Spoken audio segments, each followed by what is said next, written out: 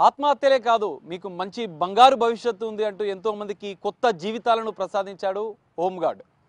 Saroor Nagar lake outpost ఇన్ఛార్జ్గా 3 సంవత్సరాలు పనిచేసి దాదాపు 23 మందికి పునర్జన్మనిచ్చాడు. ఆత్మహత్య యత్నం చేసుకుంటున్న వారికి చెరువులోకి దూకి వారి ప్రాణాలు కాపాడారు. ప్రాణాలను లెక్క చేయకుండా ఇతరుల ప్రాణాలు కాపాడుతున్న ఆయన సేవలను గుర్తించిన కేంద్ర ప్రభుత్వం ప్రతిష్టాత్మక రాష్ట్రపతి మెరిటోరియస్ అవార్డును కూడా ప్రకటించింది. ప్రస్తుతం మంత్రి ఈశ్వరయ్య హోంగార్డ్ మనతో ఉన్నారు. మరిన్ని విషయాలు వారిని అడిగి తెలుసుకునే ప్రయత్నం చేద్దాం. అన్న నమస్తే. మొదట మీకు కంగ్రాచులేషన్స్, మీకు అవార్డు వరించింది. కేంద్రం ప్రతిష్టాత్మక అవార్డు మిమ్మల్ని గుర్తించింది మీ సేవలను. సో ఏం చెప్తారు ఈ అవార్డు ప్రకటించిన నేపథ్యంలో? మీరు కాపాడుతున్న సందర్భంలో ఎలాంటి పరిస్థితులు ఉన్నాయి? సార్ నమస్తే సార్. ముఖ్యంగా సిపి సార్ మహేష్ భగవత్ గారికి, సీతారాం సిఐ గారికి, శ్రీధర్ రెడ్డి సార్ ఏసీపీ గారికి నేను ముఖ్యంగా వాళ్ళకి నమస్కరించి చెప్పబోయింది ఏమంటే, నాది మహేశ్వరం మండలం పెండ్యాల విలేజ్. నాకు భార్య, 3 పిల్లలు. పెద్ద బిడ్డే మంత్రి అఖిల ఫస్ట్ ఇయర్ డిగ్రీ సిటీలో చేస్తుంది. పెద్ద బాబు భానుప్రసాద్ ఫస్ట్ ఇయర్ శంషాబాద్. చిన్నబాబు Sampath Kumar 10th class private స్కూలే. అంతా నేను బాగా కష్టపడ్డా. అప్పుడు ఏం లేకుండే గరీబ్ కుటుంబం మాది. బాగా కష్టపడి ఇప్పుడు హోంగార్డ్ జాబ్ పడితే అప్పుడు ఎవరు సురేంద్రబాబు సార్ ఉండే, అప్పుడు సెలక్షన్ చేసిండు. నేను చాలా బాధపడేవాడిని. స్కూల్కి పోయేటప్పుడు కూడా నడుచుకుంటూ పోయేది, ఏం తినకుండా, మధ్యాహ్నం తిండి కూడా లేకుండా చదువుకున్నందుకు నాది సురేంద్రబాబు సార్ ఒకటి కల్పించింది నాకు. దాని వలన ఫస్ట్ మహేశ్వరం పోలీస్ స్టేషన్లో చేసిన. అప్పుడు జీతము 1500 1200 ఉండే. అయినా కానీ అట్లనే చేసుకుంటూ పోతే కందుకూరు కూడా పోయినా, అక్కడ 6 సంవత్సరాలు చేసిన. ఇబ్రాహీంపట్నం కూడా చేసిన, అక్కడ ఒక 3 సంవత్సరాలు చేసిన. తర్వాత సర్నార్ పోలీస్ స్టేషన్కి పోయినా. అక్కడ నాకు 50 కిలోమీటర్లు అవుతుంది. ఈడికెళ్ళి పోనీకే 50 కిలోమీటర్లు పొద్దున పోవాలి, సాయంత్రం రావాలంటే నాకు చాలా బాధ కలిగేది. అప్పుడే మా సిఐ సీతారాం ఉండి, సర్నార్ అవుట్పోస్ట్లో 24 hours డ్యూటీ ఉంటుంది, అక్కడ చేసుకుంటావా మరి అని అంటే చేసుకుంటా అని చెప్పిన. ఇక అక్కడ చేసుకుంటూ ఆత్మహత్యలు ఫస్ట్ నాకు తెలియకుండే ఒక 2 చనిపోయారు. అలా పడి చనిపోయినాక మా సిఐ సీతారాం వచ్చి నన్ను తిట్టడం జరిగింది. మిమ్మల్ని ఇక్కడ ఎందుకు ఎట్టినా, ఏం పని చేస్తున్నావు నువ్వు, చచ్చిపోయిందాకా చూస్తున్నావు అంటే, సారీ సార్ నాకు తెలియదు, ఇప్పటి నుంచి ఎవరిని పడనియను సార్. అప్పుడు ఇక స్టార్ట్ అయిపోయింది. బాగా తాగి వచ్చేవాళ్ళు, ఇక ఆర్థిక ఇబ్బందులు, భార్యాభర్తల కొట్లాటలు, ఇంకోటి ప్రేమ వివాహం జరగకపోవడం వల్ల అందులో 3 సంవత్సరాలలో బాగా దుంకుతుర్రి. ఎండాకాలం వస్తే ఇంకెక్కువ అవుతుండే, చల్లగా ఉంటాయి నీళ్ళు కాబట్టి అందులో బాగా దుంకుతుర్రి. ఇక అప్పుడు కాపాడడం జరిగినందుకు మన సిపి మహేష్ భగవత్ సార్ నన్ను అభిమానించి నాకు రాష్ట్రపతి అవార్డు రాయడం జరిగింది. ఆయనకు ఎంతో రుణపడి ఉన్నాం CP sir Mahesh Bhagwat sir గారికి. ఆయన మా దేవుడు లాంటి వాడు. ఇంకోటి శ్రీధర్ రెడ్డి సార్ కూడా ఆయనకు మన దేవుడు. సంప్రీత్ సింగ్ డీసీపీ గారు ఉండే, ఆయన కూడా బాగా ప్రోత్సహించేది నాకు. సిఐ సీతారాం సార్ వల్ల నాకు ఈ అవార్డు వచ్చినందుకు నేను చాలా గర్వపడుతున్నానని నేను మాట్లాడుతున్నా. ఇప్పుడు అంటే జనరల్గా ఎన్నో కారణాలతో అందులోకి వచ్చి ఆత్మహత్య చేసుకుంటారు, చెరువులో దూకుతారు. సో చెరువులో దూకిన తర్వాత మీరు కాపాడుతున్న సందర్భంలో కూడా కొన్ని ఇబ్బందులు ఎదురయ్యాయి. ఎలాంటి ఇబ్బందులు ఎదురయ్యాయి? ఎందుకంటే వాళ్ళని తీసుకొచ్చేటప్పుడు కూడా వాళ్ళు మిమ్మల్ని గుంజే ప్రయత్నం కానీ, లేకపోతే వాళ్ళు భయంతో అందులోకి లోపలికి వెళ్ళే ప్రయత్నం చేస్తుండే. అప్పుడు ఎట్లాంటి ఇబ్బందులు ఉండే? అప్పుడు ఇబ్బందులు బాగానే ఉండే. ఇప్పుడు నా అవుట్పోస్ట్ ఉన్నప్పుడు ఎవరైనా బైక్ వేసుకొని నా దగ్గరికి వచ్చేవాళ్ళు, కానీ వాళ్ళను దుంకుని నాకు సపోర్ట్ అన్న చేయరు. అంటే మేము చచ్చిపోతాము, నువ్వంటే ఒక పోలీస్ అధికారివి, నువ్వు యూనిఫామ్ ఉన్నావు కాబట్టి నువ్వు సాయం చేయగలుగుతావు అంటే ఎవరైనా నాకు సాయం చేయ ఒక తాళ్ళ నీరంటే ఎవరు ఇవ్వకపోతురి. కానీ నేను కష్టం అనకుండా బాగా దూరంకు పోయేది. వాళ్ళు ఆడపిల్లలు అయితే ఇక దూరం వెళ్ళిపోయినా నన్ను బండి ఎక్కించుకొని పోయి కనీసం నాకు సాయం అన్న చేయరంటే చేయకపోయేది. వాళ్ళని ఎట్టి పరిస్థితులైనా సరే, నేను దమ్ము వచ్చినా సరే, ఏదైనా సరే, లాస్ట్కి నా ప్రాణం పోయినా సరే కానీ వాళ్ళ ప్రాణం పోవద్దు అని బాగా గుంజుకొస్తుంటి. గుంజుకొచ్చినాక కూడా అందులో సీసాలు, బీర్ సీసాలు, తాగుబోతాలు బీర్ సీసాలు అందులో వేసేది. గణేష్ చీకులు అన్నీ నాకు రక్తాలు చీరకపోయేది మొత్తం. ఎందుకంటే బూట్లు ఇడిసేసిపోయేది, నేను బూట్లు అక్కడ ధనాధన ఇడిసేసి పోయేది. బూట్లు ఉంటే నీళ్లు పట్టుకొని మనం గిట రాలేము, దమ్ము వస్తుంది. బాగా గుంజుకొస్తుంటే నేను ఇక లాస్ట్కి వస్తే ప్రాణాలు పోయేటట్టు కూడా అయింది. ప్రాణాలు పోయేటట్టు కూడా అయితే మా శ్రీధర్ రెడ్డి సార్, నువ్వు దుంకకు, వాళ్ళ ప్రాణం పోయినా సరే బాడీని పంపించి పోస్ట్ మార్టం చేస్తాం కానీ నీ ప్రాణాలను కాపాడుకోయి అంటే అప్పుడు ఆపేసినాం. ఇక అప్పటి నుంచి ఇక దుంకుతూనే ఉన్నారు. కానీ అయినా కానీ నేను ఇంటలేను, అట్లనే తెస్తున్నా. చాలా బాధ అనిపించింది నాకు. ఇప్పుడు కూడా కలుస్తుంటారు వాళ్ళు. అప్పుడు నేను డ్యూటీ చేసేటప్పుడు గాయాలు అయినాయి, ఇప్పుడు అన్ని మానిపోయినాయి. ఈ చేతులకు అన్ని చీరకలే ఉంటాయి, ఇవన్నీ మొత్తం ఉంటాయి. కానీ అప్పుడు రక్తాలు ఉండేది. కాళ్ళకు సూది ఇడిస్తే మొత్తం ఇట్లా కాట్లు అనిపిస్తుంటాయి.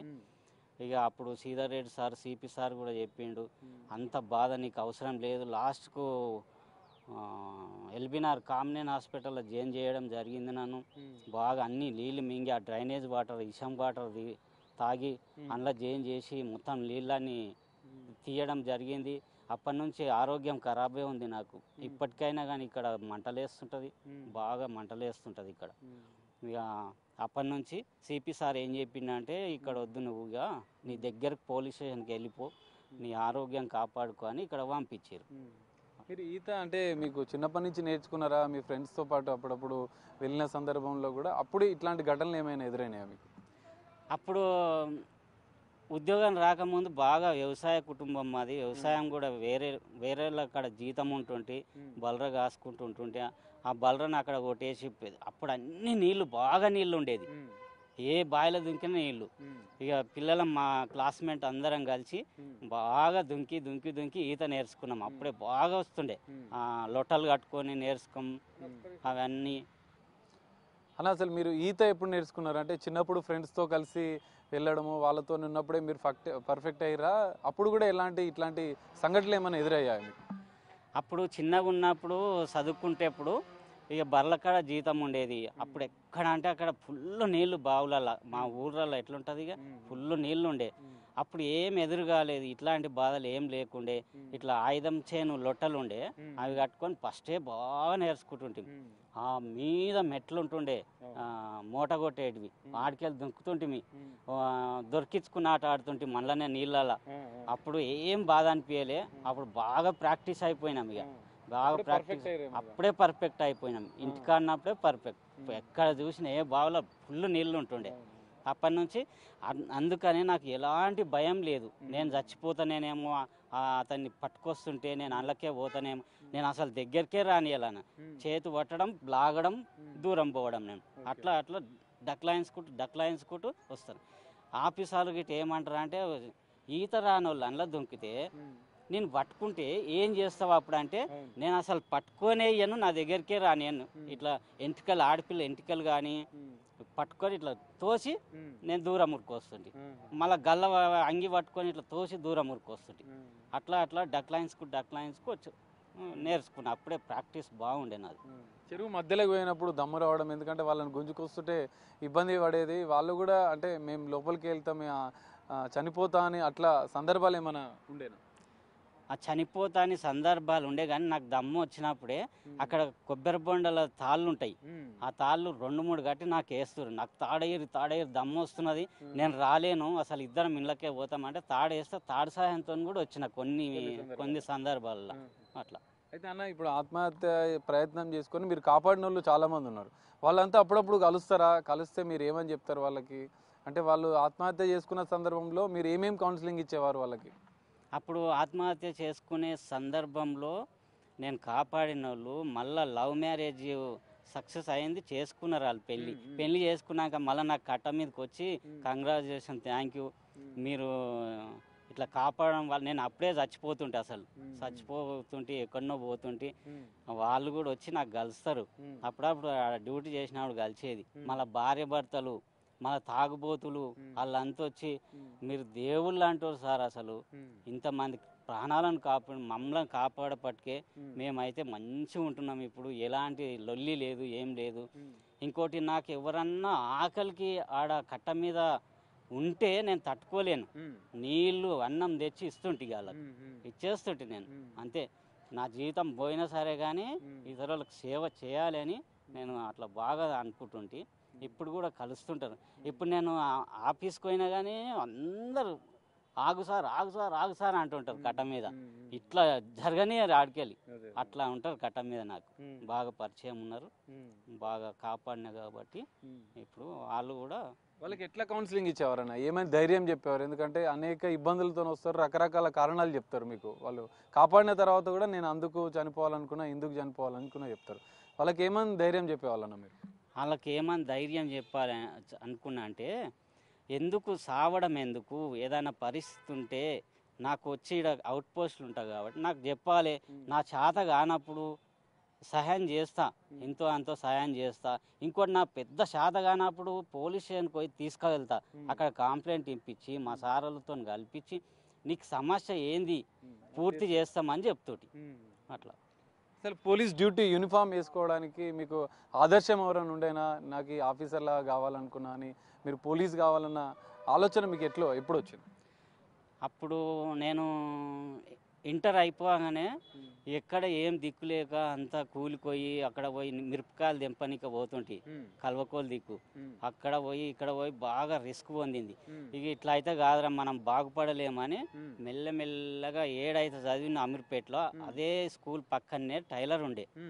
టైలర్ అయినా చేసుకుందాం ఇక అని టైలర్ నేర్చుకొని నా సొంత షాప్ పెట్టుకున్నా. 3 సంవత్సరాలు అట్లా చేసిన. అంత అట్లనే 2000లో మా సురేంద్రబాబు సార్ ఎస్పీ ఉండే. ఇక పడ్డాయి పోస్టులు పడితే అప్లై చేసిన. నాకు ఎవ్వరు ఏం సాయం చేయలేదు. నా సహాయశక్తులతోనే నేను ఎగ్జామ్ రాసి అది రాసి బాగా నేను ఒక్కనే తిప్పలవాడిన. ఎవరిని అడగలేదు. నాకు ఉద్యోగం పెట్టి ఇన్ని పైసలు ఇస్తా, మీకు ఇన్ని లక్షలు ఇస్తా అని ఎవరిని అడగలే. వస్తారా అని పోతే పోని నా చేతుల మీదుగా నేను లివాడతా. ఎట్లయినా నేను, నాకు తెలివి ఉంది, నాకుంది, టైలర్ చేసుకున్నా నేను బతకగలుగుతా అని అప్పుడు అనుకుంటుండే. నాకు ఎవరు ఏం సాయం చేయలే. కానీ ఇప్పుడు సాయం చేసిర్రు మంచి. మహేష్ భగవత్ సార్ ఇప్పుడు బాగా సాయం చేసి నన్ను బాగా గడ్డం మీద వేసిండు. ఆ మహేష్ భగవత్ సార్ను నా కుటుంబ తరపున వెరీ వెరీ థ్యాంక్స్ చెప్తున్నా. బాగా మన దేవుని లాంటి వాడు సార్ అన్న. జనరల్గా అంటే హోంగార్డ్ అంటే ఒక చిన్న ఉద్యోగం, చిన్న చూపు చూస్తారు. అట్లాంటి ఇబ్బంది పరిస్థితులు ఎప్పుడైనా మీకు ఎదురైనాయా డ్యూటీలో? హోంగార్డ్ అంటే ఊళ్ళో ఏమంటారు అంటే, గాడేం పని చేస్తాడు, హోంగార్డు గాడు ఏం జీతం వస్తుంది, 2-3 వేలు వస్తాయి, ఏం బతుకుతాడు అంటే. అయినా సరే నాకు 2000 ఎందుకు, 3000 ఎందుకు, మళ్ళీ పక్కన పని చేసుకుంటా, ఏదైనా బిజినెస్ చేసుకుంటా. కానీ ఉద్యోగం అయితే ఇడవను నేను. ఆ చిన్నది ఎందుకు కానీ నాకు వచ్చింది అదే సంతృప్తి పడతా నేను. నా ఉద్యోగం మాత్రం ఇడవను అని చెప్తుంటే మా ఫ్రెండ్స్ వాళ్ళు, నీకన్నా ఎక్కువ సంపాదిస్తున్నా నేను, అది ఇడిచిపెట్టేసి ఏముంటుంది అలా అంటుండి. కానీ నేను ఇడిచిపెట్టను. ఇప్పుడు నాతోటి సెలెక్ట్ అయిన వాళ్ళు ఇడిచిపెట్టి ఇప్పుడు పరిశాన్లు ఉన్నారు. వాళ్ళు అట్లనే చేయకపోతే మేము జీతాలు పెంచిరి, అంతా పెంచిరి అని బాగా నాకు ఫ్రెండ్స్ వాళ్ళు ఇడిచిపెట్టిన వాళ్ళు బాధపడుతుంటారు. ఇప్పుడు బాధపడి ఇప్పుడు మళ్ళీ కోట్లు వేసి అది వేసినా కానీ ఇవ్వట్లేదు జీతం. అన్న, ఇప్పుడు ఫైనల్గా ఆత్మహత్య చేసుకుందామని ఎంతోమంది ఆలోచిస్తుంటారు. వారికి మీరు ఏం మెసేజ్ ఇస్తారు? ఎందుకంటే ఎంతోమందికి మీరు కౌన్సిలింగ్ చేసిరు, కాపాడారు కాబట్టి వాళ్ళకు ఒక మెసేజ్ ఇవ్వాలంటే ఏం చెప్తారు? మెసేజ్ ఆపండి. అయితే చచ్చిపోనీకే ఎవరైతే అనుకుంటారో వాళ్ళు ఏ బాధతో చనిపోతున్నారు. పెళ్ళి కావాలన్నా, నీకు డబ్బులు కావాలన్నా, ఇంకోటి తాగుడుకు బానిస అయినవా, అమ్మ నాయన తిడుతుర్రా, అట్లా వస్తుండే. వాళ్ళకి చెప్తుర్రి ఏ విషయమైనా ఎందుకు సావాలి, బతికుండి సాధించు, నువ్వు నాకు ఇది కావాలి, నలుగురితోని ఆలోచించు, నలుగురిని ఏదో చెప్తారు, అట్లా బతికుండే సాధించాలి. చచ్చిపోతే ఏం లాభం, ఓ రోజు బొంద పెడతారు అయిపోతుంది. అట్లా కాకుండా బతికి సాధించాలి, అనుకున్నది సాధించాలి. అరే నాకు ఉద్యోగం రావాలి అని నేను ఎట్లా అనుకున్నానో వాళ్ళు కూడా గట్లే అనుకోవాలి. నేను ఎట్లా కష్టపడి నా ఉద్యోగం అన్నా చేసుకుంటా, ఏదైనా పర్మనెంట్ బిజినెస్ చేసుకుంటా అని మనసులకు తెచ్చుకొని అదే విధంగా ఫాలో అయిపోవాలి అని చెప్తుంటే అట్లా. అంటే ఫైనల్గా ఈ అవార్డు వచ్చింది, ప్రతిష్టాత్మక రాష్ట్రపతి మెరిటోరియస్ అవార్డు. ఈ అవార్డు వచ్చినందుకు మీరు ఎట్లా ఫీల్ అవుతున్నారు? ఇంట్లో మీ కుటుంబ సభ్యులు కూడా ఏమని చెప్పారు మీకు? అయితే ఈ అవార్డు వచ్చినప్పటి నుంచి 3 years అయింది, కానీ రాణిస్తలేరు. ఢిల్లీలో పోయి క్యాన్సిల్ అవుతుంది, 3 సార్లు అట్లనే క్యాన్సిల్ అయింది. ఇప్పుడు మహేష్ బాబు సార్ ఉండి ఎట్లా రాదో నేను చూస్తా, నేను రాసిన అవార్డు ఎట్లా రాదు అని ఇక రాసేసిండు. మన లాస్ట్కి వస్తే ఇక పిలిచి సన్మానం చేసిండు. ఇక మా పిల్లలు, మా భార్య, నా కుటుంబ సభ్యులంతా ఇక బాగానే చేసినావు, మంచిగా చేసినావు, చాలా సంతోషంగా ఉంది. మీ సార్ వాళ్ళకు, సిపి సార్కు అంతా రుణపడి ఉంటాం మనం ఎప్పటికీ అని చెప్తున్నారు, బాగానే చెప్తారు. మా ఊరోళ్ళు గిట అందరు చెప్తారు. మా ఊరోళ్ళు గిట మన గ్రామానికి ప్రెసిడెంట్ మెడల్ అంటే మామూలు పని కాదు. జులూస్ తీయాల్సి ఉంటుంది, బ్యానర్లు కట్టవలసి ఉంటుంది. అవన్నీ ఇప్పుడు తర్వాత చేస్తారంట అన్నీ. ఇప్పుడు ఒకరొకరు పార్టీలు సన్మానాలు చేస్తూనే ఉన్నారు ఊళ్ళో. ఇక వాళ్ళు ఊరోళ్ళు బాగా అభిమానిస్తున్నారు నన్ను అయితే. మీ పిల్లల్ని అంటే 3 పిల్లలు అని చెప్పారు, వాళ్ళని ఏం చేయాలనుకుంటున్నారు? వాళ్ళ లక్ష్యం? మా 3 పిల్లలల్లో మా పిల్లలు జర చిన్నగా ఉంటారు. టీచర్స్, మా బిడ్డను డాక్టర్ చేయాలని చూస్తున్నా, పెద్ద బాబుని టీచర్ చేయాలని చూస్తున్నా. చిన్న బాబు బాగా పొడుగు ఉంటాడు, నాకన్నా పెద్దగా అయింది ఇప్పుడు. అన్ని ఒక్కరిని మాత్రం డిపార్ట్మెంట్లో, పోలీస్ డిపార్ట్మెంట్లో పెట్టాలి అని నేను బాగా అనుకుంటున్నా, ఫిక్స్ అయిపోయినా. అది చేసి తీరుతా, అలా 3 సెటిల్ చేసి తీరుతాను నేను అట్లా.